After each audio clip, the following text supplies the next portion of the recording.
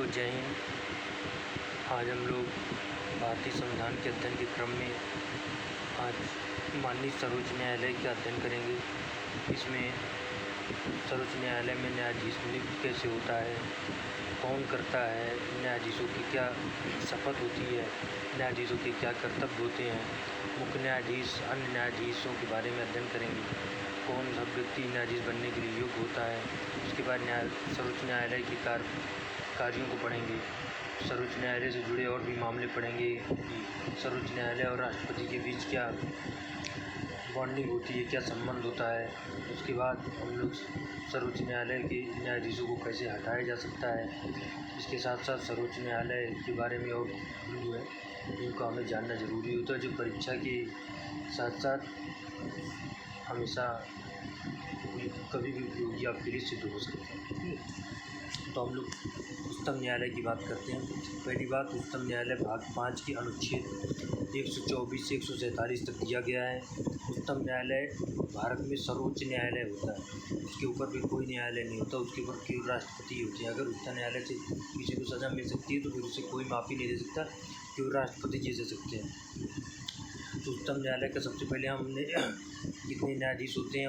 वर्तमान में उच्चतम न्यायालय में न्यायाधीश संख्या घटती बढ़ती थी, लेकिन 33 + 1 34 एक मुख्य न्यायाधीश होते हैं और 33 वर्तमान में, पहले 31 होते थे, अब इसमें 34 कर दिया बढ़ा करके संख्या, क्योंकि मुकदमों की संख्या लगातार बढ़ती जा रही है तो न्यायाधीशों का भी बढ़ना जरूरी है। तो 34 न्यायाधीश होने चाहिए, जिसमें एक मुख्य न्यायाधीश होता है और 33 अन्य न्यायाधीश होते हैं। न्यायाधीशों की नियुक्ति, उच्चतम न्यायालय के न्यायाधीशों की नियुक्ति कौन करता है? राष्ट्रपति करता है। और मुख्य न्यायाधीश की नियुक्ति राष्ट्रपति करता है और अन्य न्यायाधीश जो होते हैं उनकी नियुक्ति भी राष्ट्रपति करता है, लेकिन मुख्य न्यायाधीश की सलाह के बाद।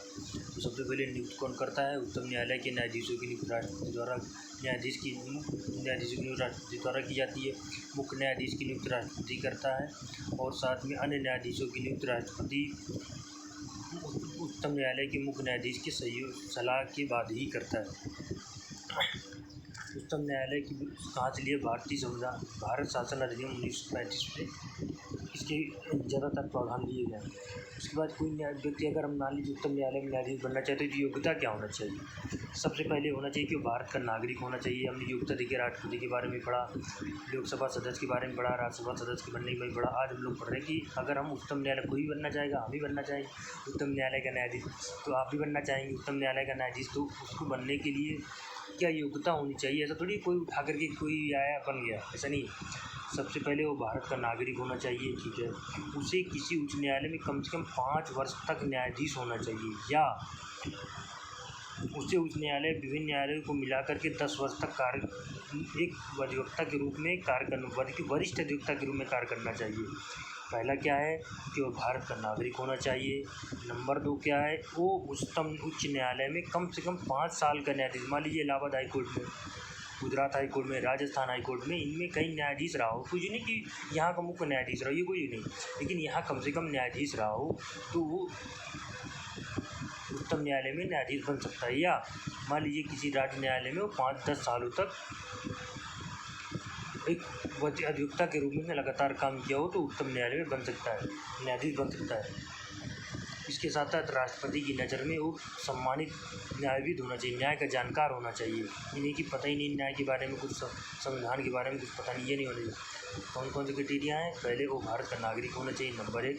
नंबर 2 होना चाहिए कि वो उच्च न्यायालय में कम से कम 5 सालों तक न्यायाधीश के रूप में काम किया हो, या 10 सालों तक अधिवक्ता के रूप में काम किया हो। और राष्ट्रपति की नज़र में एक विधिवेकता होना चाहिए। फिर ये शपथ कैसे लेते हैं कि हम भारत के प्रति, देखिए मैंने शपथ में थोड़ा जोर ही दे, कई बार शपथ दे देता है कि कहेगा कि उच्चतम न्यायालय के न्यायाधीश या मुख्य न्यायाधीश कौन सी शपथ लेते हैं, तो भारत के संविधान के प्रति सच्ची श्रद्धा और निष्ठा रखूँगा, भारत की एकता एवं अखंडता एवं अखंडता को अक्षुण्ण रखूँगा, अपने कर्तव्य, योग्यता, ज्ञान और विवेक के आधार पर पद के कर्तव्यों का भय या पश्चाताप, अनुराग या द्वेष के पालन करूँगा, संविधान की विधियों का मर्यादा को बनाए रखूँगा। अब देखिए मैंने चारों के बताया, इसलिए कि अब क्या लाइन दे देगा कि संविधान और विधियों की मर्यादा को बनाए रखने का शपथ लेता है राष्ट्रपति, उच्च न्यायालय के न्यायाधीश, प्रधानमंत्री, संसद। तो आंसर क्या हो जाएगा? भी उच्च न्यायालय के न्यायाधीश। न्यायाधीशों का कार्यकाल सामान्यतः देखिए, न्यायाधीश 65 वर्ष की आयु तक हो सकता है। राष्ट्रपति को त्यागपत्र दे सकता है। न्यायाधीश जो होता है उच्चतम न्यायालय में 65 वर्ष की कार्यकाल उम्र के हिसाब से, कुछ जो तो 65 वर्ष पूरा नहीं जाता तब तक वो वहाँ कार्य कर सकता है। हाँ, राष्ट्रपति के अगर कोई त्याग पत्र देना चाहे तो अपना राष्ट्रपति को दे सकता है सीधे, और उसे ऐसा नहीं कि उच्चतम न्यायालय उच्च न्यायालय देश को हटाया नहीं जा सकता, हटाया भी जा सकता है। इसके बारे में लोग आगे पढ़ेंगे, आखिर में इसको पढ़ेंगे कि हटाने की प्रक्रिया थोड़ी लंबी और जटिल प्रक्रिया है, तो हम लोग इस आखिर में इसका अध्ययन करेंगे। अब हम पाते हैं कि उच्चतम न्यायालय के न्यायाधीशों का कार्य एवं शक्तियाँ क्या होती हैं। फिर उसके बाद न्यायाधीशों की स्वतंत्रता पढ़ लेंगे और फिर बाद में न्यायाधीशों को हटाने की प्रक्रिया पढ़ लेंगे। ये ज़्यादा देखिए, पहले सबसे जरूरी न्यायाधीश, भाई हमको तो मेन मतलब है कि न्यायाधीश कार्य क्या करते हैं ये तो पता होना चाहिए। तो सबसे पहले देखिए, न्यायाधीशों उच्चतम न्यायालय के न्यायाधीशों के जो कार्य में अगर हम देखें तो सबसे पहले मूल क्षेत्राधिकार होते हैं, जुरिडिक्शन, न्यायाधीश क्षेत्राधिकार, अपीलीय क्षेत्राधिकार, सलाहकारी क्षेत्राधिकार, लेखों का न्यायालय, न्यायिक समीक्षा की शक्ति। तो इसमें तो कुछ महत्वपूर्ण होते हैं बहुत ज़्यादा। जैसे मूल क्षेत्राधिकार, मूल क्षेत्राधिकार का मतलब होता है कि ये बिल्कुल उच्चतम न्यायालय के एकदम सबसे प्रमुख काम के रूप में जाने जाएंगे। केंद्र या राज्यों के बीच हो विवाद हो जाए, केंद्र और राज्य या राज्यों के एक तरफ होना या एक या अधिक राज्य, मान लीजिए केंद्र या राज्यों को कोई विवाद हो जाता है तो उसमें जो निर्णय देता है उच्चतम न्यायालय देता है। दो राज्यों के बीच विवाद हो जाता है और ये उसका निर्णय ओरिजिनल ड्यूरिडिक्शन में आता है, मूल क्षेत्राधिकार में आता है। प्रश्न में दे देगा ये इसका न्यायिक क्षेत्राधिकार है, न्यायिक क्षेत्राधिकार नहीं, ये इसका मूल क्षेत्राधिकार जो इसको करना ही करना। क्योंकि जैसे मान लीजिए दो राज्य हैं, अब मान लीजिए राज्य न्यायालय को अगर दे दिया हमने कि भाई जैसे उत्तर प्रदेश और बिहार के मान लीजिए किसी बात को लेकर कन्फ्लिक्ट हो गया, अब पटना हाईकोर्ट और प्रयागराज हाईकोर्ट ये दोनों अगर फैसला देने लगेंगे तो ये राज्य संभव ही नहीं कि कोई अच्छा ऐसा डिसीजन दे पाए जिससे दोनों राज्य संतुष्ट हों। उच्चतम न्यायालय क्या हो, केंद्रीय न्यायालय होने की वजह से दोनों को उनके फैसले मानने ही पड़ जाएंगे, बाध्य हो जाएंगे। इसमें इस तरह के मामले न्याय क्षेत्राधिकार, इसके बाद समझौता हो गया, अन्य मामले ऐसे हो गए अंतर्राज्यीय जज, मतलब बस मोटा इसमें थोड़ा ध्यान ये रखना है कि जो अंतर्राज्यीय दो या दो से अधिक राज्य या केंद्र राज्य के मध्य, तो इसमें ये एक राज्य की सीमा के अंदर बंधना नहीं होता इसका फैसला, बस इतना ध्यान रख लेंगे। तो जब पेपर में आएगा तब आप इस बात को क्लियर तरह से क्लियरिफाई कर पाएंगे कि हाँ ओरिजिनल जुरिडिक्शन में सर ने बताया था कि हाँ कम से कम एक राज्य के बाहर का कुछ होना चाहिए, चाहे तो केंद्र हो चाहे तो दूसरा राज्य हो। न्यायिक क्षेत्राधिकार, देखिए मैंने कई बार आपको पढ़ाया था कि अगर हमारे मूल अधिकारों का हनन होता है तो हम अनुच्छेद 32 के अंतर्गत उच्चतम न्यायालय और अनुच्छेद 226 के अंतर्गत उच्च न्यायालय डायरेक्ट जा सकते हैं। क्यों? क्योंकि उच्चतम न्यायालय जो होता है ये मूल अधिकारों का गारंटर होता है। आपको मूल अधिकारों का, आपके मूल अधिकार मैंने पूरे देखिए मूल अधिकार आपको पढ़ाए, मूल अधिकारों की सुरक्षा हो इस बात की पूरी जिम्मेदारी उच्चतम न्यायालय का है और वो अपनी जिम्मेदारी से किसी भी स्थिति में हट नहीं सकता, उसको करना ही पड़ेगा। संविधान इस बात को अधिकृत करता है कि वो लोगों के मूल अधिकारों का सुरक्षित रखे। तो प्रश्न भी आया कि मूल अधिकारों का गारंटर होता है, राष्ट्रपति भी देता है। देखिए यहाँ पे राष्ट्रपति भी होता है, कई बहुत सारे लोग पढ़ाते नहीं, केवल उच्चतम न्यायालय नहीं था, आपके मूल अधिकारों का गारंटर राष्ट्रपति भी होता है, ठीक है, उच्चतम न्यायालय भी होता है। लेकिन अगर प्रश्न में आ जाता है कि राष्ट्रपति होता है कि उच्चतम न्यायालय के मुख्य न्यायाधीश होते हैं, उच्चतम न्यायालय होता है कि प्रधानमंत्री होता है, तो आप उच्चतम न्यायालय के साथ जाएंगे। अगर प्रश्न ऐसा आ जाता है कि राष्ट्रपति उच्चतम न्यायालय केवल एक केवल दो कोई नहीं, तब आप केवल दो के साथ जाएंगे। क्यों? क्योंकि राष्ट्रपति भी कहीं ना कहीं मूल अधिकारों का संरक्षक होता है, इसमें कोई दो राय नहीं है, वो संविधान के परिरक्षण की भी शपथ लेता है। तो अगर आ जाए तो उससे प्रश्न में आता नहीं, अभी जब भी प्रश्न आए वो यही है कि मूल अधिकारों का गारंटर कौन होता है, तो उच्चतम न्यायालय। अपीलीय क्षेत्राधिकार, कई मामलों में आप जाकर के आप संवैधानिक मामले हो गए, दीवानी मामले हो गए, आपराधिक मामले हो गए, विशेष अनुमति द्वारा अपील के मामले हो गए, आप जाकर के इसमें अपील कर सकते हैं। देखिए इसके एक बहुत कार्य होता है सलाहकारी क्षेत्राधिकार।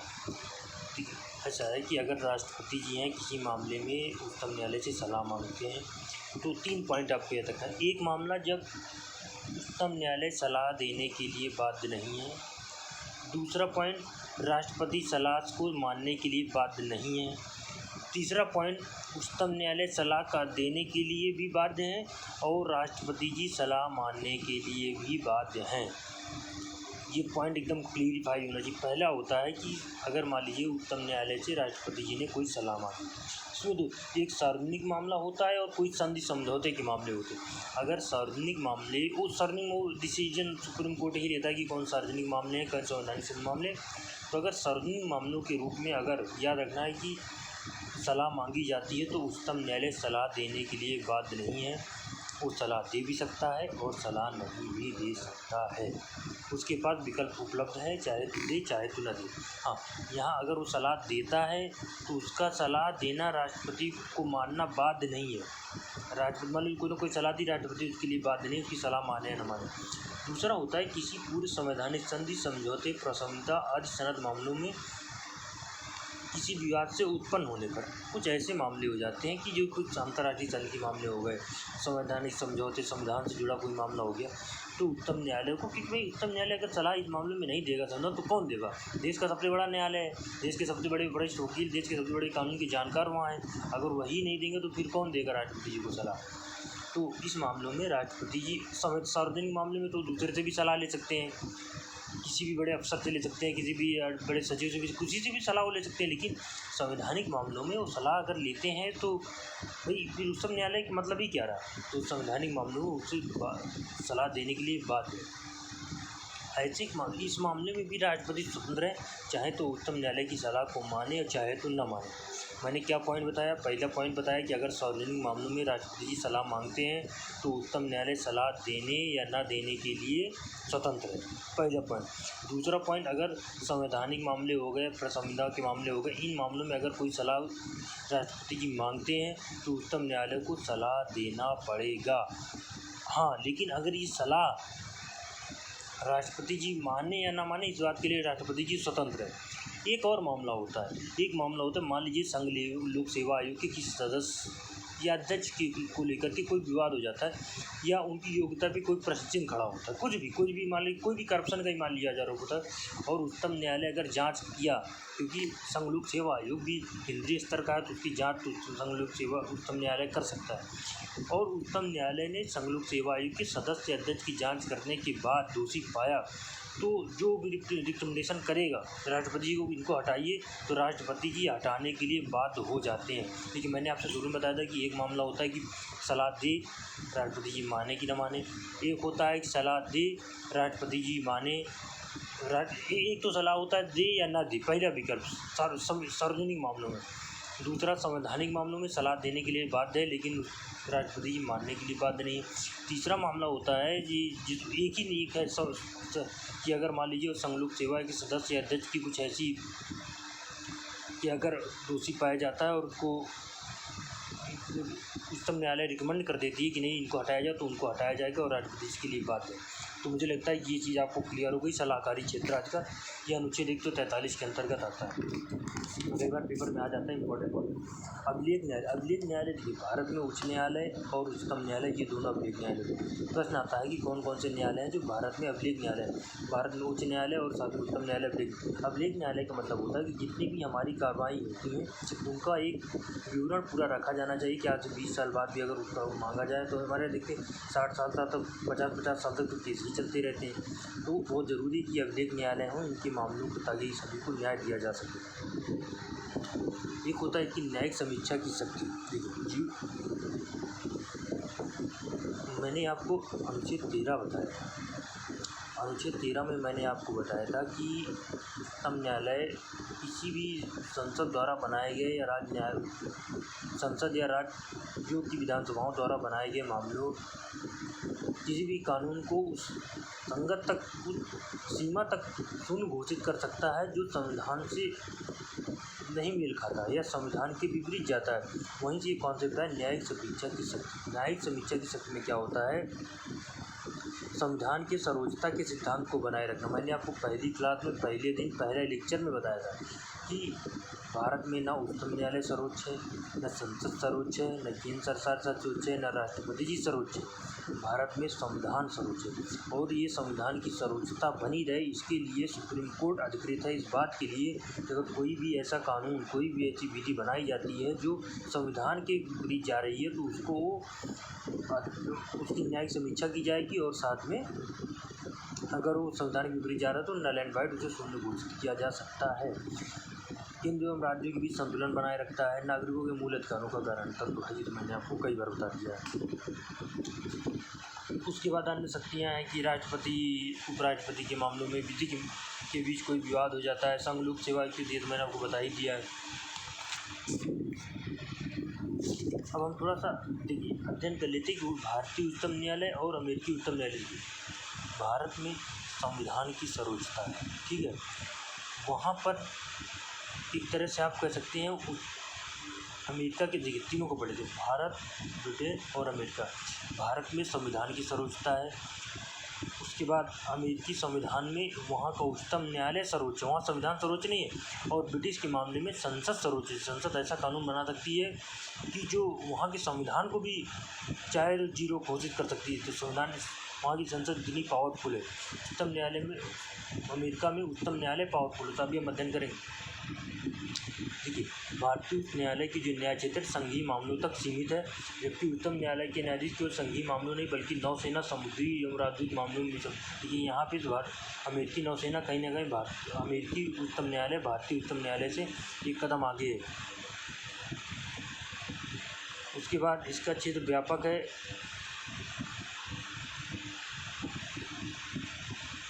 अमेरिका के संविधान में न्यायिक समीक्षा की शब्द भी भारत से ज़्यादा है। भारत में एकीकृत न्यायपालिका है, तो मतलब होता है उच्चतम न्यायालय के फैसले को राज्य न्यायालय के फैसले को लोअर कोर्ट मानना ही पड़ेगा। वहाँ पे ऐसा नहीं है, वहाँ पे केंद्रीय न्यायालय अलग है, राज्यों के भी न्यायालय है, लेकिन मेन वहाँ उच्चतम न्यायालय ही सर्वोच्च होता है। उसी का एक तरह शासन है, एक तरह से कह सकते हैं। जिससे यहाँ संविधान की सर्वोच्चता है, वहाँ तो उच्चतम न्यायालय की सर्वोच्चता है। तो हमने इसमें कई चीज़ें पढ़ी कि कौन नियुक्त करता है, तो राष्ट्रपति नियुक्त करते हैं। उसके बाद उच्चतम न्यायालय की स्वतंत्रता को बनाए रखने का हम भी थोड़ा सा पढ़ेंगे। उच्चतम न्यायालय की हमने शक्तियाँ पढ़ ली।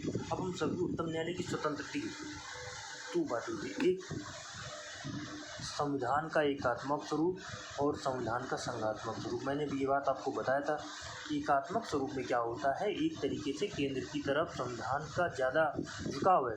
और संघात्मक स्वरूप में क्या होता है, राज्य और केंद्र दोनों मिलकर के बराबर से चलने की कोशिश करते हैं। तो उच्चतम न्यायालय भारत में इसके दोनों नेचर हैं, दोनों फीचर में। एकल न्यायालय की तरह जब कार्य करता है, एकल न्यायालय की तरफ जो उच्चतम न्यायालय कह देगा वो नीचे के सभी न्यायालयों को उसको मानने के लिए बाध्य हैं, उन्हें मानना ही पड़ेगा। ऐसी स्थिति में एकात्मक लक्षण का प्रदर्शन करता है। जब एकल न्यायपालिका की बात करें, कई बार दे देता है पेपर में, लोग कन्फ्यूजन हो जाता है। एकल न्यायपालिका और स्वतंत्र न्यायपालिका ये अलग। और जो स्वतंत्र न्यायपालिका के बारे में कि कोई भी निर्णय बिना भय बिना पक्षपात के लिया जाएगा, ऐसी स्थिति में उच्चतम न्यायालय एक संघात्मक लक्षण का प्रदर्शन करता है। तो दोनों पॉइंट को याद रखना है कि एकल न्यायालय का होता है, एकल न्यायालय में वो एकात्मकता का प्रतीक होता है, और जब स्वतंत्र न्यायालय की बात आती है तो ये संघात्मक लक्षण का प्रतीक होता है। अब उच्चतम न्यायालय की स्वतंत्रता को बनाए कैसे रखा जाता है। देखिए पहली बात, नियुक्त का तरीका। उच्चतम न्यायालय के न्यायाधीशों को नियुक्त कौन करता है, राष्ट्रपति जी करते हैं। वैसे तो कैबिनेट की सलाह पर हर काम ही करते हैं, तो ये भी काम भी करते हैं। कार्यकाल की सुरक्षा प्राप्त है। उच्चतम न्यायालय के न्यायाधीश को ये नहीं जब जैसा कि इधर उधर जब बनाए जिसको तबादला कर दिया, इतना आसान नहीं होता है। उच्चतम न्यायालय के न्यायाधीश को प्रॉपर कार्य करने का एक समय दिया जाता है। उनके तबादले उनको या हटाना, तो हटाने की प्रक्रिया तो बहुत ही जटिल। इसके बाद हम लोग इस प्रक्रिया को भी समझेंगे कैसे इसको हटाया जाता है। उसके बाद निश्चित सेवा शर्तें होती हैं। पेंशन संचित जो भी संचित निधि जो भी उच्चतम न्यायालय के न्यायाधीशों को या राज्य लोक सेवा राज्य न्यायाधीशों को जो वेतन दिया जाता है, ये भारत की संचित निधि से दिया जाता है। जबकि पेंशन दिया जाता है तो राज्यों के न्यायाधीशों को राज्य की निधि से दिया जाता है। न्यायाधीशों के आचरण पर बहस नहीं हो सकती है। कोई बहस इतना है कि अगर न्यायाधीश ने क्या वहाँ निर्णय दिया पर कोई भी बहस नहीं कर सकता। सेवानिवृत्ति के बाद आप वकालत नहीं कर सकते। हाँ, हम थोड़ा सा पढ़ेंगे तदर्थ न्यायाधीश वगैरह कर सकते हैं, लेकिन सामान्यतः सेवानिवृत्ति के बाद वकालत पर हो गए। अपनी अवमानना, अगर उच्चतम न्यायालय की अवमानना करते हैं तो दंडी की एक बार में कुणाल कामना मामला सुना। कुणाल कामना ने क्या किया था कि उच्चतम न्यायालय में भगवा झंडा फहरा दिया था, ऐसा दिखा दिया था फोटो। उसमें क्या होता है, वो उच्चतम न्यायालय की अपनी अवमानना माना। उसके बाद में हमको साथ गिरफ्तार भी किया गया था। अपने स्टाफ को नियुक्त कर सकता है, ये नहीं कि कोई बाहर से नियुक्त कर रहे हैं। इसके न्याय क्षेत्र में कटौती कोई नहीं कर सकता। जितना न्याय क्षेत्र आज मिला हुआ उच्चतम न्यायालय को, उतना ही उसको बढ़ा सकती है। संसद भी नहीं कम कर सकती है, बढ़ा जरूर सकती है। अनुच्छेद 50 हमने पढ़ा था, कार्यपालिका और न्यायपालिका में विभाजन, वो भी इसका एक तरह से इसकी स्वतंत्रता में आता ही है। और एक बात है, बाहर इनकी जो वेतन मिलता है, वेतन एवं भत्ते मिलता है, उस पर मतदान नहीं कर सकती, संसद नहीं कर सकती। क्यों? क्योंकि अगर मतदान करेगी तो हो सकता है फैसला को प्रभावित कर दे। तो हमने उत्तम न्यायालय स्वतंत्र के बड़ा नियुक्त का तरीका देख लिया, कार्यकालिक संख्या देख लिया, निश्चितता से वो शर्तें देख ली, संचित निश्चित देख लिया, महान न्यायाधीशों के आचरण पर बहस नहीं हो सकती, सेवानिवृत्ति के बाद वकालत पर रोक, अपनी अवमानना का दंड देना, अपना स्टाफ नियुक्त करने की स्वतंत्रता, इसके न्याय क्षेत्र में कटौती नहीं की जा सकती, कार्यपालिका का पृथक्करण। अब हम थोड़ा ये देख लेते हैं ना, तदर्थ न्यायाधीश क्या होते हैं, सेवानिवृत्त न्यायाधीश क्या होते हैं, कार्यकारी व्यक्ति के।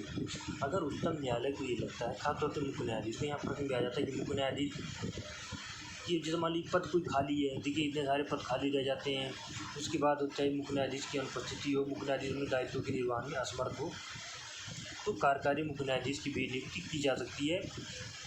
मैंने एक बार आपको बताया था कि उपराष्ट्रपति, राष्ट्रपति, अगर दोनों के पद खाली हो, राष्ट्रपति उपराष्ट्रपति दोनों के पद खाली हो, तो कौन करता है? मुख्य न्यायाधीश उनका पद लेते। जब मैंने जाकिर हुसैन, बीबी गिरी का पूरा मामला, इम्तियाज़ुल्लाह का मामला सुना था कि इम्तियाज़ुल्लाह जबकि जाकिर हुसैन राष्ट्रपति थे जिनकी मृत्यु थी बीबी गिरी जी 1969 में, बीबी गिरी उनको राष्ट्रपति बनने का चुनाव लड़ना था तो उपराष्ट्रपति पर इस्तीफा दे दिए। तो उसी स्थिति में इम्तियाज़ुल्लाह न्यायाधीश जो CJI थे उन्होंने राष्ट्रपति के रूप में थोड़े दिनों कार्य किया था। अगर मुख्य न्यायाधीश ही का पद खाली हो जाए तो क्या करें? ऐसी स्थिति में हम एक कार्यकारी मुख्य न्यायाधीश की भी राष्ट्रपति द्वारा नियुक्त किया जा सकता है। एक होता है तदर्थ न्यायाधीश। मैंने आपको तदर्थ शब्द पढ़ाया था। तदर्थ शब्द कहाँ पढ़ाया था?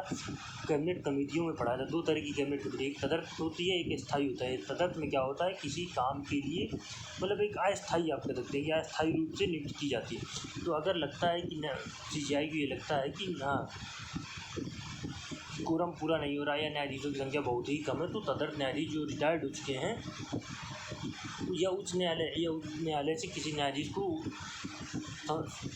सर्वोच्च न्यायालय में तदर्थ न्यायाधीश के रूप में काम करने के लिए अवसर दिया जा सकता है। सेवानिवृत्त न्यायाधीश, मतलब कोई न्यायाधीश सेवानिवृत्त हो गया लेकिन उसकी ज़रूरत महसूस कर रहे हैं उच्चतम न्यायालय के मुख्य न्यायाधीश, तो उसे दोबारा कुछ दिनों के लिए सेवा में बुलाया जा सकता है।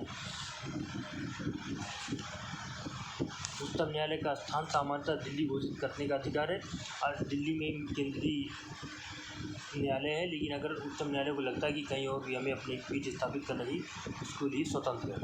अब हम थोड़ा सा इसको हटा दें कि हमने उच्चतम न्यायालय के न्यायाधीश की नियुक्ति पढ़ ली, कौन नियुक्त करता है उसके कार्य देख लिए, उसके बाद न्यायाधीशों का कार्यकाल भी हमने देखा, न्यायाधीशों के कर्तव्यों का अध्ययन किया, न्यायाधीशों के लिए योग्यताएँ उसका अध्ययन किया, न्यायाधीशों को कैसे उनके कौन कौन से तदर्थ होते हैं, कौन से वरिष्ठ न्यायाधीश होते हैं, हमने भी पढ़ लिया। अब हम एक न्यायाधीशों को हटाने की प्रक्रिया को भी समझ लेते हैं। न्यायाधीश को देखिए, उच्चतम न्यायालय को न्यायाधीश को हटाना बहुत ही मुश्किल है। आज तक के रिकॉर्ड में कभी भी किसी भी उच्चतम न्यायालय या उच्च न्यायालय के न्यायाधीश को हटाया नहीं गया। देखिए, अगर मान लीजिए कुछ ऐसा हो जाए कि हमें हटाना है, तो सबसे पहले देखिए राष्ट्रपति को कैसे कर सकते हैं? संविधान के अतिक्रमण क्या अगर उन पर आरोप आता है और दोष सिद्ध हो जाता है तो।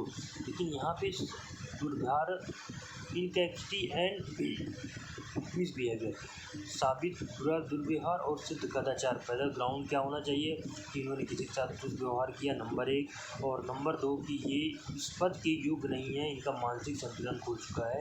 एक बार हमने एक जज साहब को देखा था, कोई कलकत्ता उच्च न्यायालय के न्यायाधीश, वो ऐसा व्यवहार करने लगे गए थे कि उनके लोगों को लगा कि ये शायद न्यायाधीश बनने के लायक नहीं है, फिर उनको गिरफ्तार तक भी कर लिया गया था।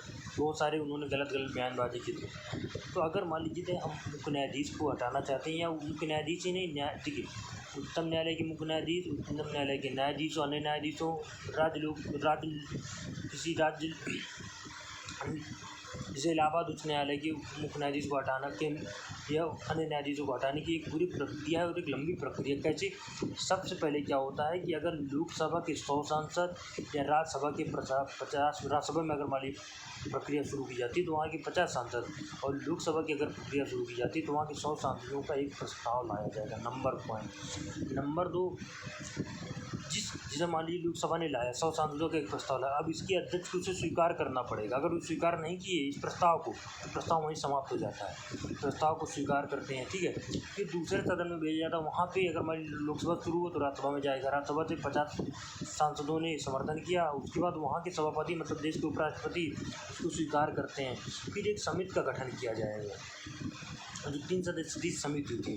इस समिति में मुख्य न्यायाधीश या उच्चतम न्यायालय के न्यायाधीश होते हैं, किसी उच्च न्यायालय का मुख्य न्यायाधीश या प्रतिष्ठित न्यायविद होना चाहिए। 3 लोगों ने, एक उच्च न्यायालय का मुख्य न्यायाधीश हो, उच्चतम न्यायालय का कोई न्यायाधीश कर दो, एक राज्य के उच्च न्यायालय का मुख्य न्यायाधीश हो और एक प्रतिष्ठित न्यायविद। 3 लोग होने चाहिए कमेटी में, जो पूरी मामले की जांच करेंगे, क्या ये बात सही, क्या ऐसे ही लोकतंत्र है, थोड़ी आप किसी को ऐसे हटा देंगे।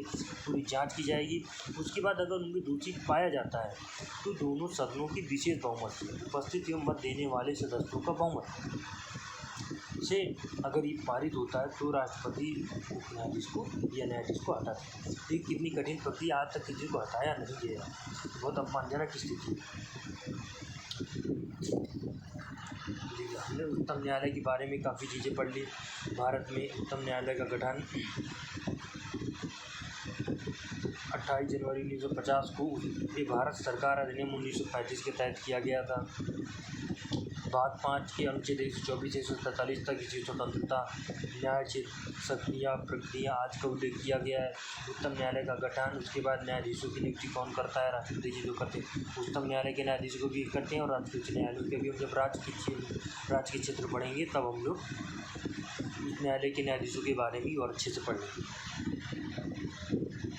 मुख्य न्यायाधीश की नियुक्ति राष्ट्रपति करते हैं, फिर मुख्य न्यायाधीश के सदस्य अन्य न्यायाधीशों की नियुक्ति, जैसे अपने वहाँ क्या देखा था, प्रधानमंत्री की नियुक्ति राष्ट्रपति जी करते हैं, बाद में अन्य मंत्रियों की नियुक्ति राष्ट्रपति जी प्रधानमंत्री की सलाह पे करते हैं। लेकिन वहाँ पे प्रधानमंत्री और मंत्रिपरिषद जो थी वो राष्ट्रपति जी के प्रसाद पर्यंत कार्य करती थी। यहाँ प्रसाद पर्यंत नहीं करती, यहाँ पूरी हटाने की प्रक्रिया जो थोड़ी देर पहले मैंने आपको बताई थी कि कठिन प्रक्रिया है। उसके बाद फिर न्यायाधीशों की हमने योग्यता त्याग ली कि वो भारत के नागरिक होना चाहिए, उसे किसी उच्च न्यायालय में कम से कम 5 वर्ष तक न्यायाधीश होना चाहिए, या किसी उच्च न्यायालय या उच्चतम न्यायालय में 10 वर्ष तक एक वकील के रूप में कार्य करना चाहिए।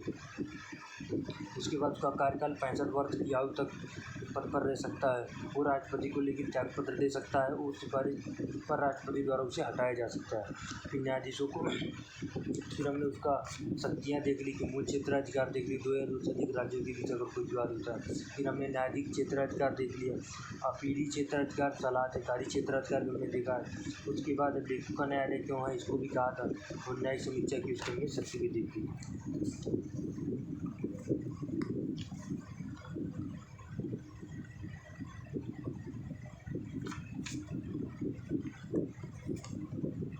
अभिलेख न्यायालय क्यों, हमने ये भी देख लिया था कि उसके बाद अपने कार्रवाई फैसलों का अधिकार डरना चाहिए, उसको अपने फैसलों पर दंड देने का भी अधिकार है। हमें न्यायिक समीक्षा भी देख ली थी कि संविधान की सर्वोच्चता के सिद्धांत को बनाए रखना, संघीय समानता को बनाए रखना, केंद्र एवं राज्यों के बीच संतुलन को बनाए रखना, नागरिकों के मूल अधिकारों की रक्षा करना। फिर हमने भारत एवं अमेरिका के उच्च न्यायालयों के न्यायाधीशों की तुलना भी की थी कि भारत में संघीय मामलों था क्या, उसमें संघीय मामलों के साथ नौसेना, समुद्री और राजदूतों के मामले में यहाँ पे सेना के अलग अपने कोर्ट होते हैं जो वही फैसले देते हैं। यद्यपि सर्वोच्च न्यायालय जो है वो सेना के मामलों को भी अगर कोई लेके आता है तो उसको निर्णय देने के लिए स्वतंत्र है, अधिकृत है। उसके बाद न्यायिक समीक्षा के अवसर यहाँ सीमित है। अमेरिका में न्यायिक समीक्षा के मामले ज़्यादा व्यापक, बल्कि न्यायिक समीक्षा हमने अमेरिका से लिया ही है। उसके बाद हमने न्यायाधीशों की हटाने की प्रक्रिया पढ़ी, कैसे हटाया जाए, न्यायाधीशों की स्वतंत्रता पढ़ी, नियुक्ति का तरीका कैसा है, कार्यपालिका की कार्य का सुरक्षा निश्चितता से हो सकते हैं, संचित निश्चय व्यय, न्यायाधीशों के आचरण पर बहस नहीं सकती, सेवानिवृत्ति के बाद वकालत पर रोक है, अपनी अवमानना पर दंड देने की शक्ति, अपना स्टाफ नियुक्त करने की स्वतंत्रता है, इसके न्याय क्षेत्र में कटौती नहीं की जा सकती, कार्यपालिका से पृथकता है। ये हमने पढ़ लिया। फिर न्यायाधीशों की हमने को हटाने की पूरी प्रक्रिया को पढ़ लिया कि 100 सांसदों को पहले लोकसभा से लाएगा, फिर 50 सांसदों का प्रस्ताव राज्यसभा से होना चाहिए, दोनों का अपने अपने अध्यक्षों से स्वीकृत होना चाहिए। अगर उन्हें अस्वीकार कर दिया तो फिर मामला वही खत्म हो जाएगी, फिर आप न्यायाधीश को उच्चतम न्यायालय के न्यायाधीश को हटा नहीं सकते। फिर सभापति इसकी जाँच, सब एक समिति का गठन कर देते हैं जिसमें लोग उच्चतम न्यायालय का न्यायाधीश या उच्च न्यायालय का मुख्य न्यायाधीश या एक न्यायविद होना चाहिए। फिर ये अपनी निर्धारित करते हैं उसकी आचरण का दोषी पाया गया है, दोषी पाया जाता है तो दोनों सदनों की फिर द्वितीयाई बहुमत मतलब उपस्थिति में मत देने वाले सदस्यों को बहुमत से फिर राष्ट्रपति न्यायाधीश को हटाने का आदेश जारी कर देते हैं और राष्ट्रीय न्यायाधीश को पद खाली करना पड़ जाता है। हमने थोड़ा तदर्थ न्यायाधीश पढ़ा था कि कोरम पूरा ना हो करना पड़े तो मुख्य न्यायाधीश चाहे तो किसी उच्च न्यायालय से न्यायाधीश को न्यायालय में बुलाकर तदर्थ कोरम पूरा कर सकते हैं। सेवानिवृत्त न्यायाधीश हमने पढ़ा कि अगर कोई सेवानिवृत्त न्यायाधीश हो जाए लेकिन उसकी जरूरत महसूस होती है तो उनको उच्चतम न्यायालय में फिर से काम करने के लिए बुलाया जा सकता है। उच्चतम न्यायालय का स्थान सामान्यतः दिल्ली होता है, लेकिन उच्चतम न्यायालय इस बात के लिए राष्ट्रपति जी की पूरा अनुमति लेकर के कि हम और कहीं उच्चतम न्यायालय की पीठ को स्थापित करना चाहते हैं तो कर सकता है, ताकि लोगों के लिए इसके साथ हो न्यायपालिका। तो मुझे लगता है कि हमने लगभग आधे घंटे की वीडियो में उच्चतम न्यायालय के मेन प्रावधानों को समझ लिया।